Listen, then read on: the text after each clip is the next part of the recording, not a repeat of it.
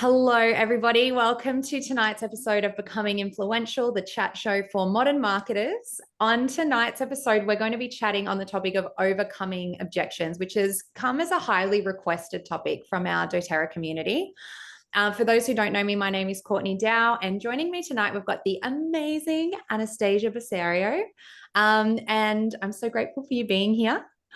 Now, tonight, we're going to run this slightly different to how we have in the past. I would really love for this conversation to be more of a conversation, okay? I would love to, usually how we run it is we do a fair bit of Q&A, and then the last maybe 15 to 20 minutes, we'll open up Q&A.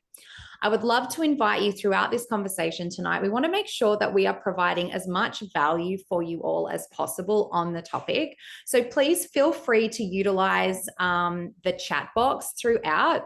And I will be, referring to that and seeing if we can integrate what you're popping in that chat box into the questions here that we're asking. But also Santoshi just mentioned, we've got so many amazing leaders joining us from all different ranks, all different teams.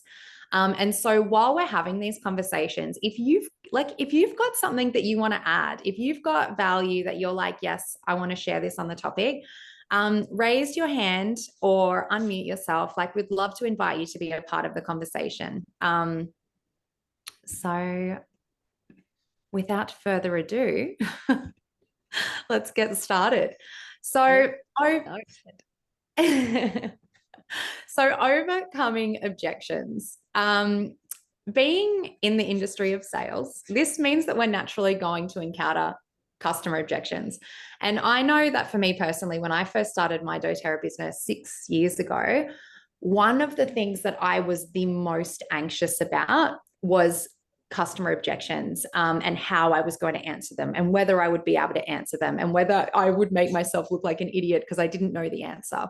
But what I've actually come to learn over my time here in the business is that objections from customers are not to be feared. They actually give us a really amazing opportunity to provide education to our customers, but also get to the core of what it is that they need and how we can support them.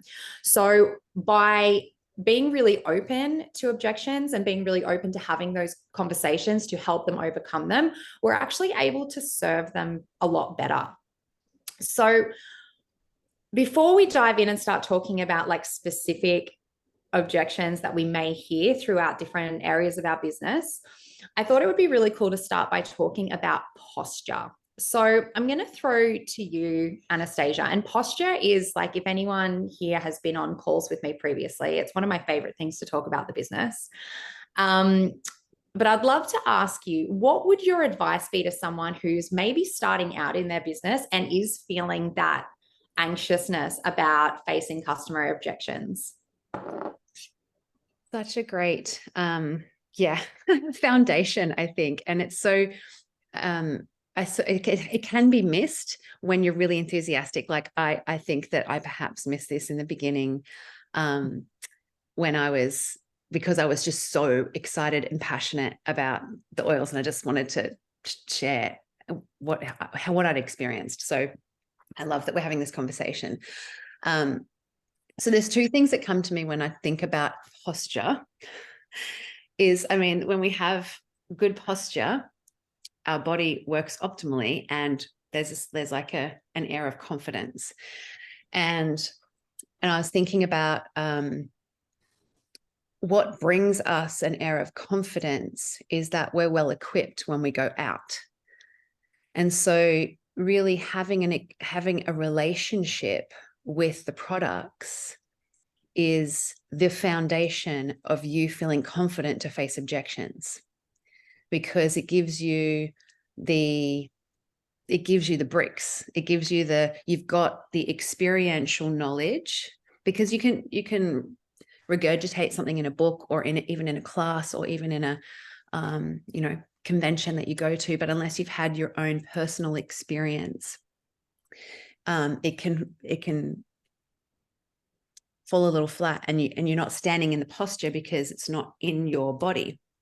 And so a large part, I think a very large part, part of the preparation when you think about, being being well equipped, a large part of that is the preparation and actually having a great relationship with your oils and your products. And so if you already have that, then that's great. That's your foundation that you're leaning on when you're going out to speak to people, to invite them, or to invite them into having the oils into their life.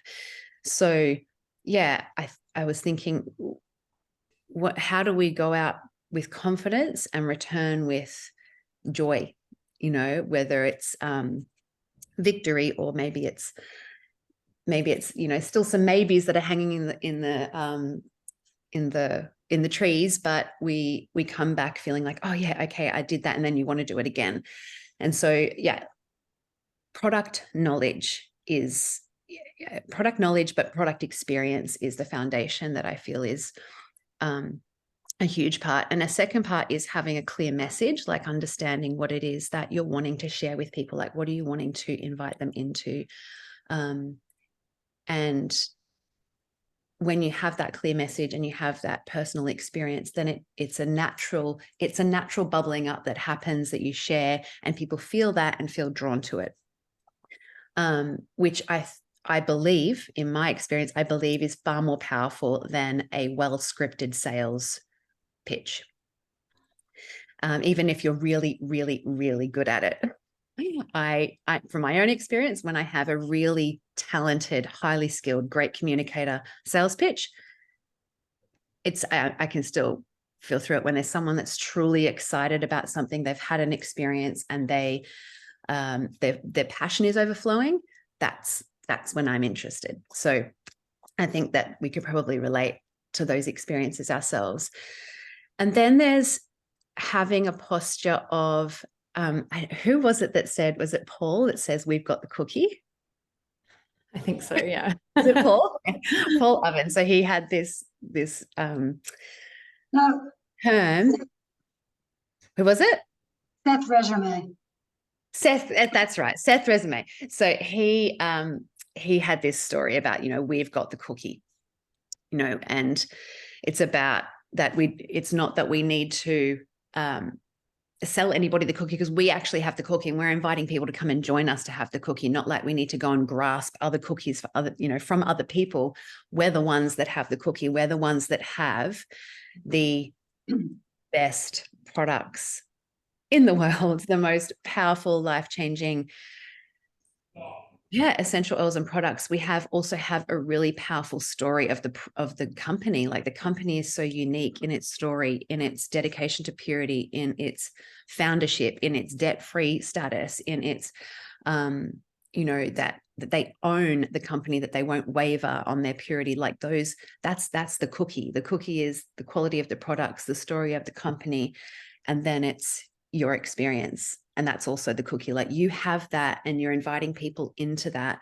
And so there's this layered confidence in your posture that is built by having great experience with your own experience with the products, really layering them into your life, knowing about it, and then having that understanding, like, I've got the cookie and I'm the one that's able to share that with others.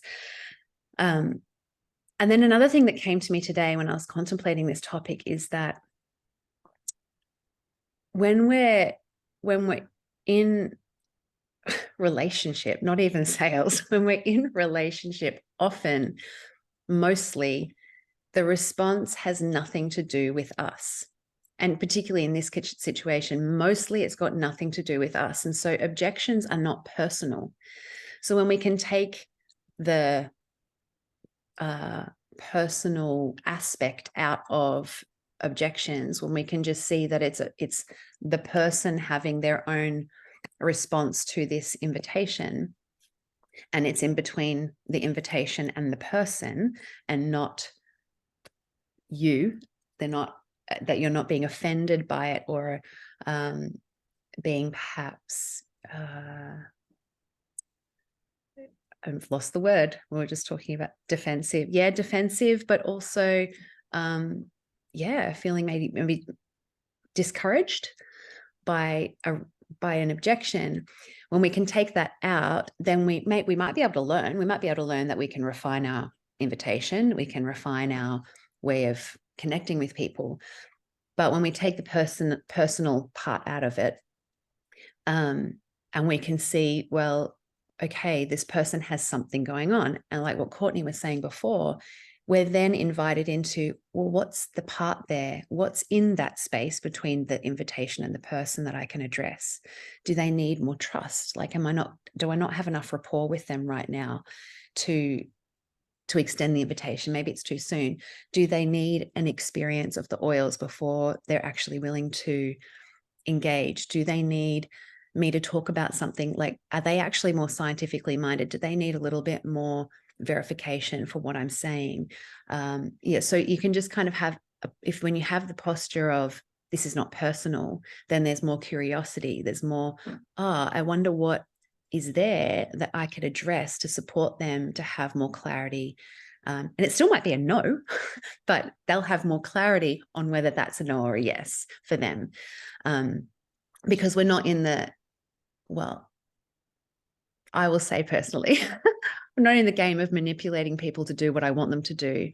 I'm in the game of inviting people into something really wonderful that may touch their lives if they wish for it to, at the time that they wish for it to. So that's another part of it, is sometimes it's just different timing. But yeah, the posture of, I've got the cookie, I have a wonderful relationship, and then this is not personal. Let me get curious about how could I fill the gap for them, and not being attached to, even if it's a no, it's not that you've done a bad job. It's not that, they think bad things of you. It's just that it's a no right now. Thank you so much. There were so many juicy layers to that response. And there are a couple of things in there that I really particularly loved that you said. And one of them was earlier at the start when you were saying about preparation and knowledge. And if we look at our business model, like, how does our business work? It's pipes. And that first P being such a integral part of the business. And I feel like having knowledge is power, but in this sense, power is the confidence, right? And so if you can invest that time in the lead up, in the preparation stages of your business, knowing not only your products, but jump onto source2you.com and really get your heart familiar with those sourcing stories, and understand the difference between our oils from a quality perspective. Because, and anyone who was fortunate enough to be able to attend one of those CPGT tours that we've had this month, you will have such a better understanding of that. And the more that you know it to your core, the more you don't even fear those objections coming up. You get excited about them because it gives you the opportunity to share deeper and more about what an amazing company we really are a part of. And other things you touched on, it's not just the quality, the company story, learning about that is so impactful, and having an understanding about the industry, because I know that for me, when I first started, one of the objections that I was most deeply terrified of is people saying, is this a pyramid scheme? Like, I was so scared of that. And number one, on that topic, in my 6 years in business, I don't think I've had more than 2 people ever say that to me. And I believe that that's because of my posture. I think because I am so confident in and proud of what I do and the way that I do it, that like when I'm sure, my audience is sure, right?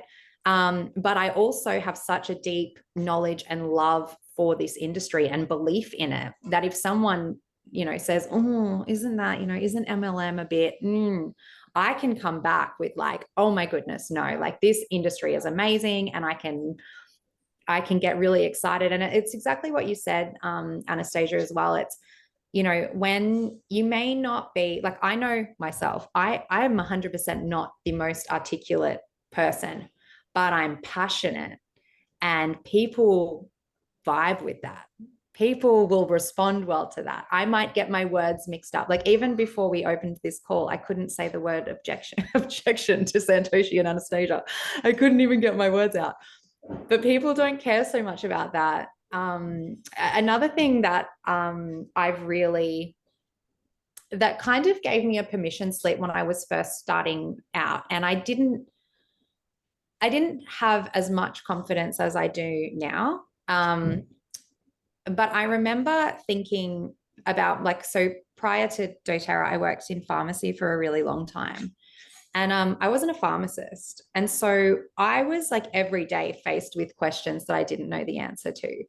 And so the attitude that I've kind of taken into my business is people aren't going to be annoyed or be frustrated or not think that what you're selling is amazing if you don't know the answer to something, but you're willing to find out for them. Your honesty and your integrity and your willingness to learn and help them learn is way more valuable than knowing every single piece of information. And people will have so much love and respect for that over you trying to like fumble your way through with information that may not always be accurate. So for me, if I don't know the answer to something, I am more than willing to tell people that. But I'll be like, hey, that's actually a great question. Let's find that out. Let's find out together, because I've got these, my upline or my friends or the people that I work with, I'm going to go to them and I'm going to get the clear answer on that. And people are like, wow, thanks. Thank you for that. So I feel like, and exactly what you said as well, it's always an opportunity. And going back to that, it may not always be a yes. Another attitude that I kind of carry into my business is that I, to my core, believe, and I think all of us here do, like to my core believe that we have the best products in the world and that they change people's lives. And so I have a belief that eventually everyone I know is going to want to buy from me. Like, I truly believe that. And so if they come to me with objections and I can give answers that I'm really stoked about, like I can share with them, yes, about this amazing industry, or yes, about the value of the products and the quality and all of that, and it's still a no for them, but I've listened to them. I've really like validated, the questions that they've asked and made them feel like it was a really safe space for them to have that conversation. I feel really confident that I've created a safe enough space that they're not going to be like, oh, I've got to run away from Courtney because she's going to keep trying to sell me oils. Oh, but they're going to, when that time comes, maybe it's in 2 years' time, they've got a toddler who's sick in the night, or they're, something happens in their life and they go, Courtney's got those essential oils. This is the time, and they'll come back to me. And so for me, that's really important in how I approach my business. And I still will have customers now that maybe I had a customer recently that I sampled years ago who finally reached out and was like, hey, I want to get one of those oils packs that you have. And it was because I continued to create that safe space and that relationship until they were ready. Mm-hmm. So I think that's really important as well.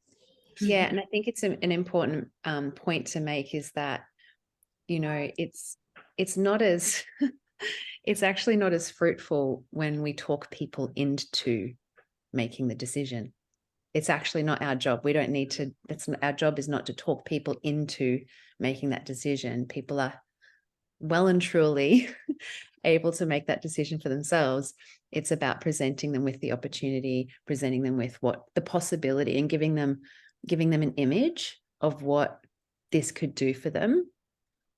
And then letting them make that decision and so, yeah, even just that idea of like not concluding that an objection is actually even a no. Often I remember in the beginning just that, yeah, objections weren't someone like not wanting. It was actually one of my first classes, and I had this woman drill me. Like she drilled me. And I was like, this woman is like literally trying to disrupt my class, make me look like an idiot. And, but luckily I'd just been to convention, so I was full of posture and knowledge. But she drilled me. And then at the end, she was the one who enrolled first with the biggest kit, was the greatest advocate, just loved it. But because I didn't take her objections as, oh, she doesn't like this. And I wasn't trying to like shush her down. I'm like, oh, okay, I want to see if I can actually meet this and not let it also impact the whole class. But the whole class got opened up because of her questions. So just seeing how objections are actually, someone getting what they need. Like an objection is someone going, oh, even the question of, is this MLM? Like, is this a pyramid scheme? Which I'll confess, the only person that's ever asked us that is Zach's dad. How funny is that? In 11 years, only a family member. Anyway, and that's like years after we've been in the business, years. But even those questions, it's just people wanting, they're curious. They're wanting to know, like, oh, okay, as soon as you said this, I've got this image. Can you help me with that image? It's our opportunity to shine a light on what actually is there, what actually is this, what can truly happen, because, many people have had bad reactions to oils, have had bad experiences with network marketing, with friends selling to them, like they've had different experiences or have heard of them and have got those things harbored in their mind. And so, the objections are really great to come out. It's great when they're talking. If they just say no, then, there's more to lean into there. But when they're asking questions or they're giving you the reason for their objection, it's great, because then you've got something to work with. Do we have some things in the chat? We're starting to get some questions come through. So maybe let's just open this up now. If anyone's got particular objections that you want to hear how we would respond to, drop them in. Let us know, and we'll, we've still got about 20 minutes that we can chat. So let's go for it.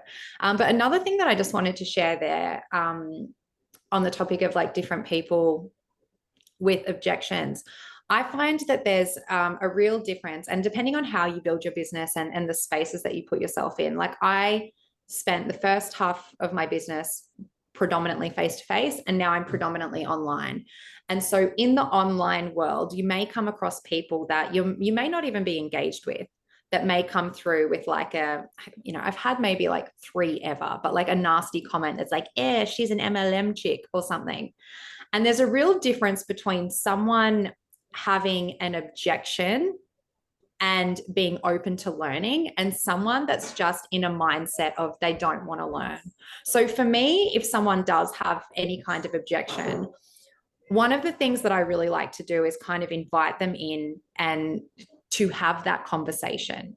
So before I spend how much time and energy crafting these amazing responses and thinking about all the amazing things I want to tell them, it's like an invitation, hey, are you open to having a convo about this? Do you want me to share with you a little bit about why this is so awesome, or, a different perspective?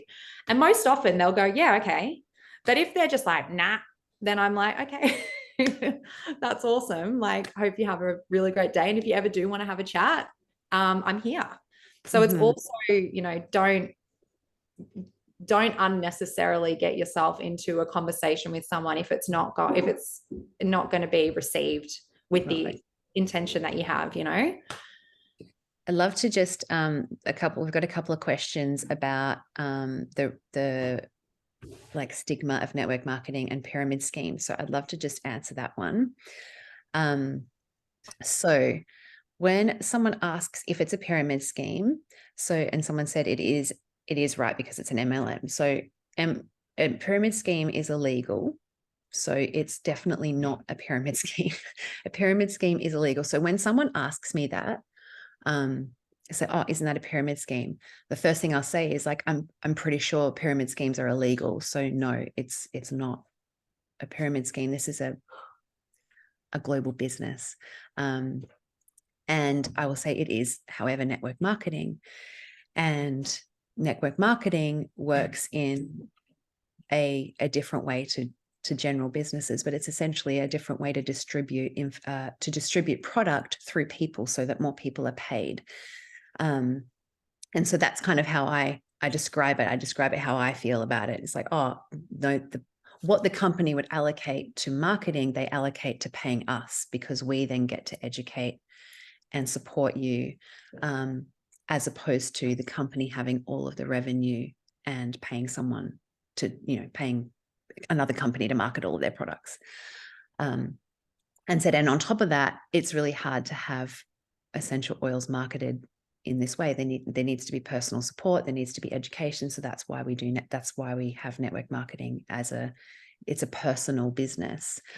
And then sometimes if someone kind of starts to wants to deconstruct, but like, oh, but doesn't everyone at the top get paid, and everyone down the bottom doesn't get paid anything? And I said, well, and I usually ask, how does it work in a bank? Like, does the bank CEO get paid the most, and then you've got the tellers getting paid pennies? Like, it's that's that structure.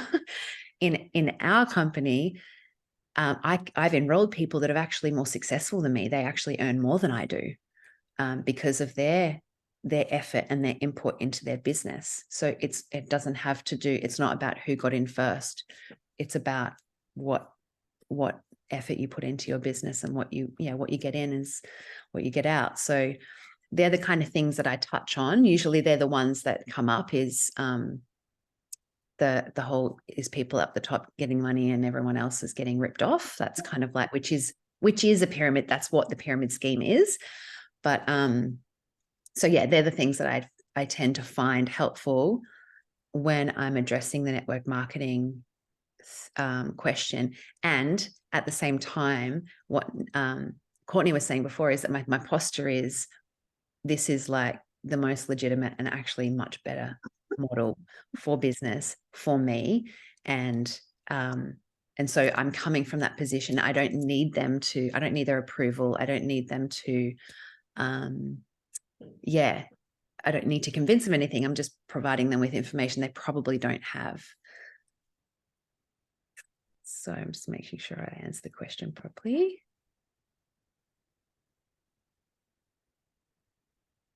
What Mel said is correct. In the comments there. So pyramid schemes, which are illegal, basically pay money to be a part of it. Whereas in multi-level marketing and network marketing companies, the only money that's being exchanged is for product. And like, similar to what Anastasia shared before, like when I first started my business, that was kind of when I had a couple people that I knew, and they were often people in my life that were actually more like not wanting to be rude, but were more like concerned about what I was getting myself into in a loving way. But when people would ask, like, what is a pyramid scheme? My question to them, instead of going, oh my gosh, sorry, my words did not come out as intended then. Let me try that sentence again. If someone asked me if doTERRA was a pyramid scheme, before responding, my question would be to them, what's your understanding of a pyramid scheme?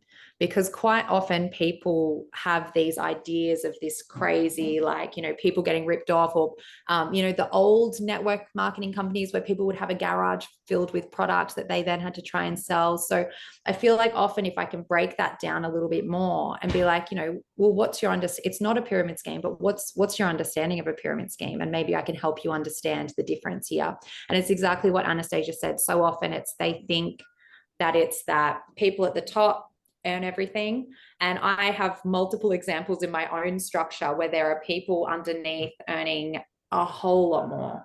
So, I can refer to that and how the business works. And I can always do that with confidence. Another thing that I often share about, and this is like closely linked to my demographic, because, the people that I'm sharing with and connecting with are in the Instagram world usually.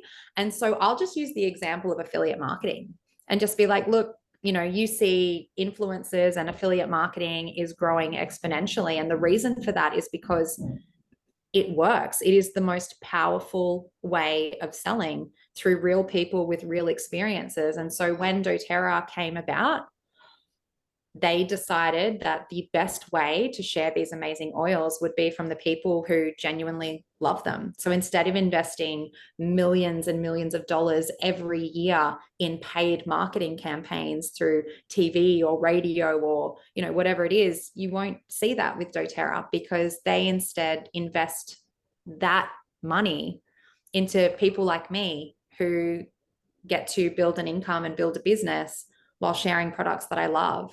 And that's kind of why, and you can refer to like huge companies now, like Amazon and Nike and all of these who are moving towards affiliate marketing, because it's the best industry in the world. And doTERRA have just done it better than anyone. So that's kind of the conversation that I like to have with people. I'm just going to scroll up and see what other questions we've got. Up here. Objection to LRP. Yeah, so that was kind of an extension of that. Do I have to always order, and I don't want to do anything to do, I don't want to have anything to do with the business.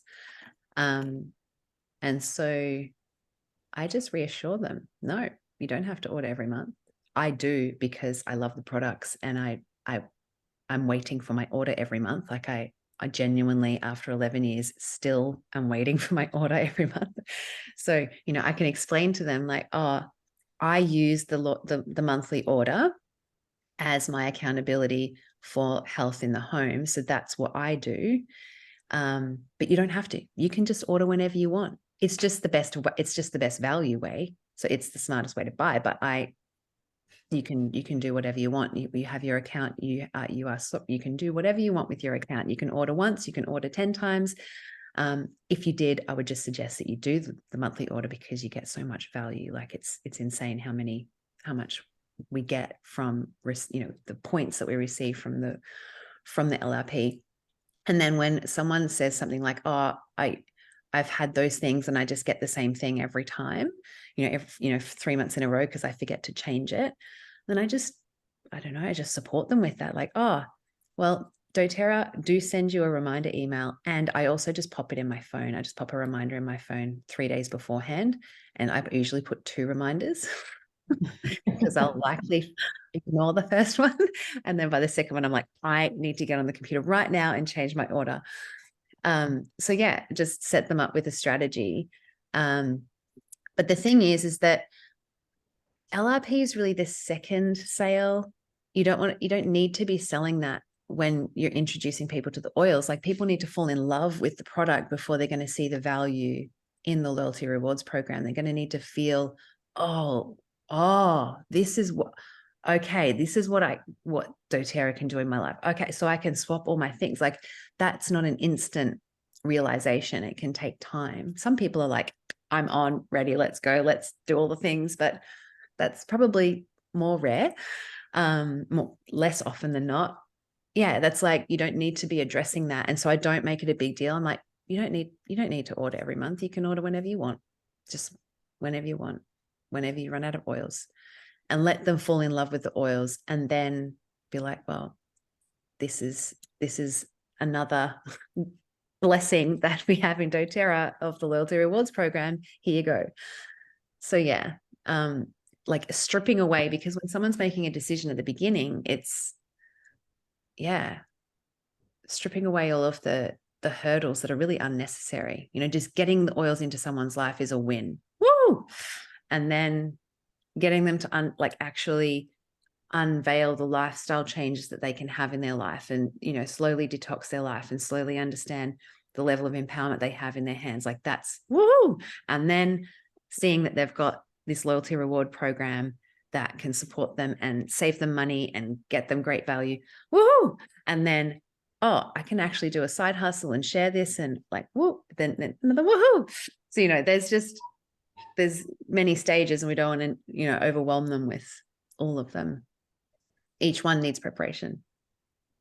Yeah, it's so true. And I feel like a big part of that loyalty rewards program piece comes down to the customer support and education that you're providing after that initial sale. So, getting them to get those oils in their home is the first big step. But if you're creating an environment where they feel really inspired and confident using those products, and then they start to get the results that they want to see, they're going to need to replace products eventually, right? But B, they're going to be exposed to more than like, because when I'm doing like an online class or something, or a face-to-face class, I keep it really simple. So I'll just be focusing on the top 10. I'll like share that there's other products. But once they become part of that customer community, or maybe they follow me on Instagram, that's when they're really going to be exposed to the vast range of amazing products. And so gradually, like, they will feel more inspired to, hey, maybe I'm going to try that shampoo, or maybe I want to try that the cleaning products. And having, like, I know a lot of people here probably do wellness consults, having some kind of education session after the fact where you're giving them all of the information they need so that they can make a choice of how they shop next. Like, I run a monthly call for I just do like everyone all in one go, where I do a welcome call. And it's like, we go through all of the best parts of your membership, how to log in, how to place an order, the difference between the two order types. And then I just go really hard on the emphasis of the value of loyalty rewards, the points, all of that. And so if you can build your confidence in that, one of the best resources, and that's what it comes back down to as well, right? Is once again, that posture and that confidence piece, knowing, like, hands down, this is the best and most amazing way to order. You don't have to do it, but it's amazing. And there's a video by Alison Bartolo. Yes. You know the one I'm talking about, the one where she broke down over a year the different, if anyone knows where that video is and wants to drop it in the chat, otherwise I'll find it in a second. But if you are someone who's wanting to build your confidence in how you speak about loyalty rewards program, even though I think that video is like 6 years old, it's still one of the best things I've ever seen. It is brilliant, and it will help you so much when you do have those objections and you are maybe trying to help your customers see the value in it. And once again, some people don't want to order like that. I've got some people in my customer community that will do one big order a year, right? And that's how they like to shop. I like to check my back office for orders that are over 100 PV. And if I see that there's a customer that's maybe done that a few times in a row, I'll reach out to them and make sure they know, like, hey, you could be earning points and getting freebies. Would you like me to go through this with you? Things like that are really powerful as well. But I'm going to find the link to this video for you guys, okay? Yes. Tara also said that she could answer Ellen's question, which was about when you send people information about how to order and then they don't respond, like then there's nothing, how to follow up. So Tara would love to address that. I'll unmute Tara. Here we go. Oh, good evening. Come on in. Okay, so follow up. So I like to think of follow up in two ways. You've got kind of like a more direct way and then a beautiful passive way. And something that we used to always talk a lot about certainly when classes were the main avenue for our enrollments, was we used to talk a lot about setting up the next exposure, setting up that expectation with somebody, following up and following up and following up just never feels good. It's so weird. And I've done a lot of that. Bye, baby. And it's just, you know, in your bones, you're like, I'm doing something I shouldn't be doing. There's something about this that isn't quite right. And at the same time, like running right next to that, people genuinely are busy, genuinely forget, genuinely it's on their mind. I've got to get back to that person. So just a really easy workaround with that is, twofold. The direct way is, how about if I haven't heard back, how about I reach out to you next Wednesday and see how you're going with it? And you're really just asking for permission to do that. And then when you reach out, it'll just feel good. It'll feel natural. You're not going to feel like you're spamming anybody. I do this with everything, especially at the moment I've got a lot of reactivations happening. And I feel like reactivations can sort of wait in the wind a little bit. They're not as direct as a new enrollment. And sometimes in that communication, I just need to make sure that I'm saying, you know, okay, sit with this over the weekend. How about I touch base on Tuesday, you know, and that works really well. But I think just going back to what was said, even about posture and about your positioning, and like a really exciting passive way to follow up is just, and this is the gift of social media, it's just in your sharing. So, you know, if I look at Courtney, who's consistently one of the top enrollers in my team, she doesn't have to have a lot of follow-up, I'm sure. She probably doesn't need to bother, because she's there every day and constantly reminding people of what they already want, constantly reminding people of what they don't know they want yet, because they haven't seen her use that product until today and now they really want that. And, you know, it's just that beautiful energy of staying front of mind. You know, so just I love that. I love that blessing with social media, is that your presence in and of itself is doing so much communication that you could never even imagine. I had someone enroll with me this month who's wanted to buy oils for 8 years, and it's hilarious. It's like literally the funniest thing. I'm like, what have you been waiting for? This is very interesting. Yeah, so just seek permission first before you follow up, and in your sharing, you'll be doing a lot of that work naturally, even though you're not directly talking to the person. So true. And I love that you mentioned that permission piece, because something like, I will admit that over like the past probably 18 months or so, like my organization has not been great. And so my keeping track of people I need to follow up with has been dismal, right? But I've started being more like, if I'm having a conversation with someone and they do come back and say, oh, you know, now's not the right time for me, blah, blah, blah, blah, blah. Like sometimes I'll get a response like that. And I will do exactly what Tara has just said, where I go in and set that expectation. And so go back to creating that safe space that I mentioned at the start. We'll be like, hey, that's totally fine. Like, you know, the time is right when the time is right for you. But how about I'll just touch base with you every now and then when we've got some special offers or some cool things going on, just so that you don't miss any awesome opportunities. And so they'll be like, yeah, that would be awesome. Thank you. Because nobody is going to say to you, no, I don't, like, I absolutely don't want to know about good deals. So I will then, I'll go back to them and be like, hey, there's a BOGO coming. Here's some information. Or, hey, we've got an amazing offer on this new, you know, whatever it is. Maybe it was the 5 faves starter pack that came up. That was such a good opportunity for anyone who had maybe had those, you know, money's tight objections, you know. So keeping your eyes out for things like that will meet the needs of those people who are in that not now stage. And they expect your messages. And so it's always received with more with gratitude than like, she's messaging me again. And I'm personally the kind of person that appreciate when people follow up with me, because I am that, like when Tara just said, that forgetful person, or the one that's busy and that's thinking I've got to get back to people. That's me constantly. So I personally appreciate a follow-up, and I try to believe that my audience do as well. Mm-hmm. There is someone saying that their biggest objection that they come across is they are so expensive. Is there someone specific that wants to put their hand up to address that, or I'm happy to talk about it?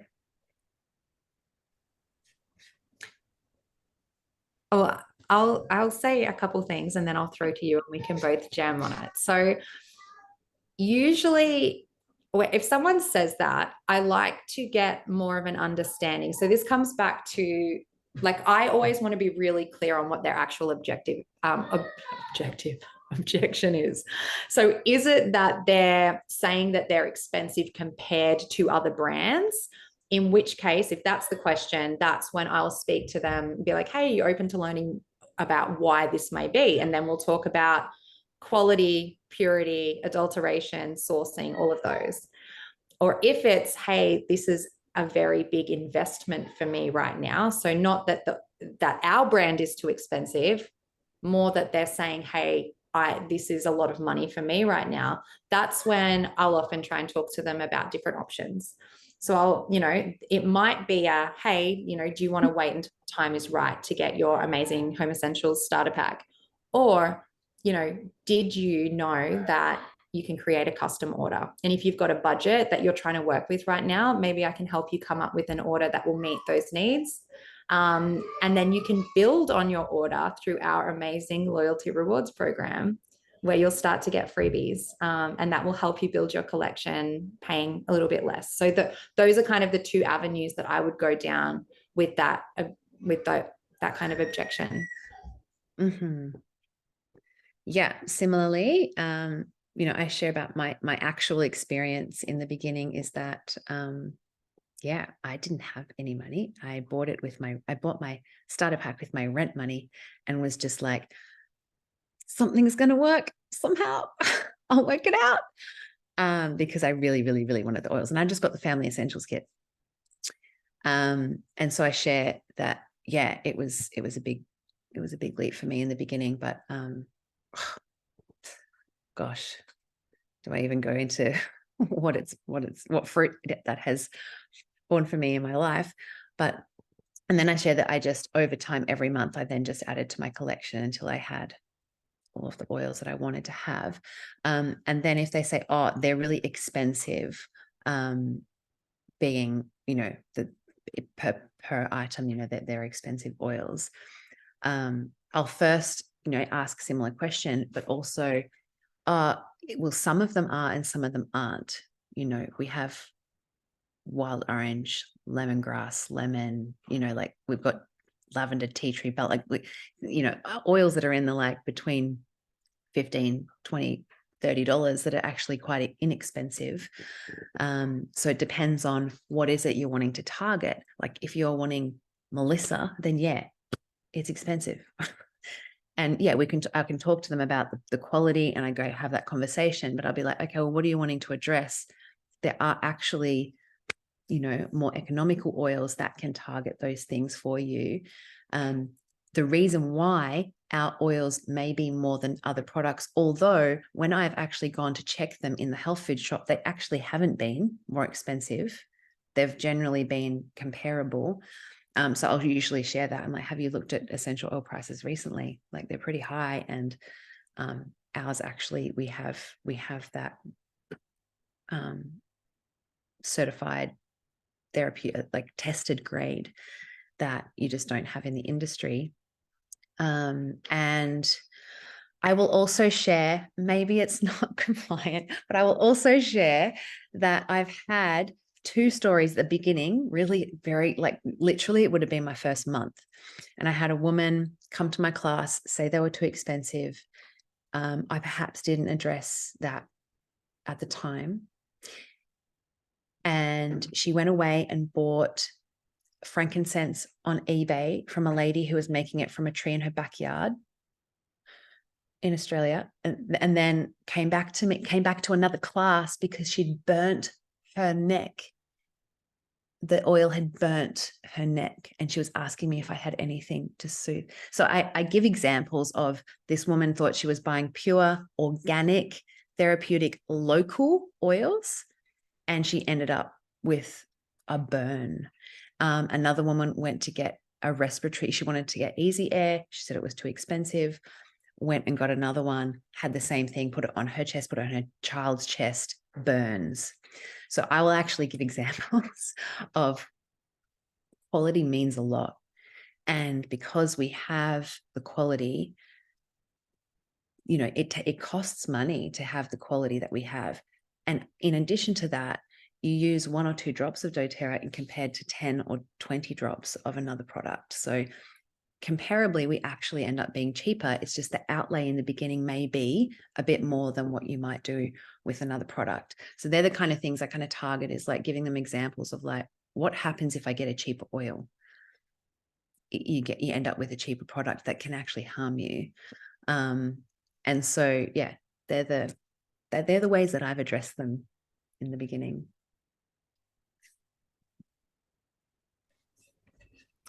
Just scrolling through to see if there's Any other questions before we jump off?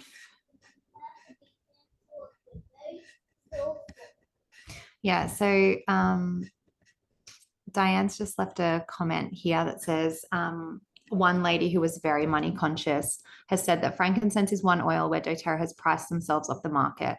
I assured them it's the purest frankincense they'd find, but she said she's previously healed some wound on her hand with oils that weren't doTERRA and not as expensive.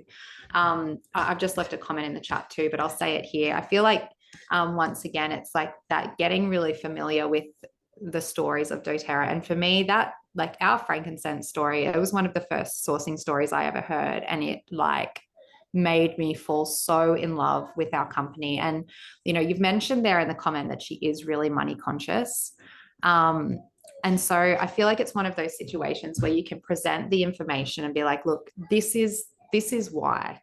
You know, if you're open to learning about this and, you know, maybe you can tell the story, or you could even show her the video. It's so beautiful and impactful. And for so many people, they will understand, and that will matter to them.